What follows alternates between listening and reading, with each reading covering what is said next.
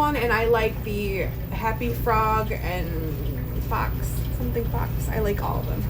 I will link down below the ones I've been using. I like to mix and match and just see which one works best, and I write it all down so I know for next year. And I don't really like to stick to one. I like them 3. Sometimes I mix them 3. I don't know. I just go off the top of my head, and I like doing that. I like experimenting. I think that's what keeps the garden fun. If it becomes like this routine where you're like sticking to every rule, I think that that can take the fun away from gardening. So here I am, working it out, trying my best.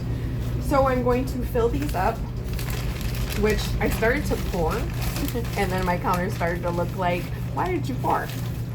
So now I'm just scooping. I did buy new garden gloves, but just like every other pair of garden gloves I've had, guess what? Your guess is as good as mine on where they ended up, because they are not nowhere in my garden stuff. Okay, so we're gonna get some of these going. I try to flatten them out, and then what I do is cute, manicure for the stars. And then I put water, and I kind of drench them with water, so you don't want your soil to be dripping wet. You want to be able to, when you squeeze it, it has some kind of a formation. It can form a little bit, right? So, but you don't want it to be dripping. So, let's see. Here are my little kales. My other brassicas, which they're doing amazing, so I don't have to even touch them, but I can tell that these need a little more tender care and love. So here I am, Miss Love Doctor to the rescue. And then these are my broccolis, and they're actually not as bad as last year, so I think that they'll be doing great. We will watch together and see how that works out. But yeah, I'm going to pot them to these cells. I want to say these are 4-inch cells.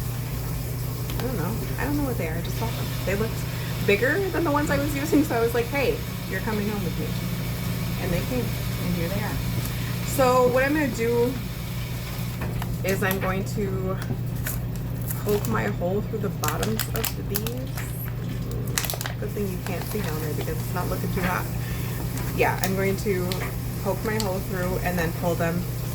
Their roots aren't really established yet, so I can just make a little hole inside of the 4-inch cells and then just plop them in there. I'm wondering if I want to do 2 per 4-inch cell. I don't know. What do you think?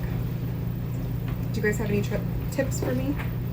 I know that the kale, I am definitely going to do 2 per 4-inch cell, because I feel like kale needs a friend to grow with.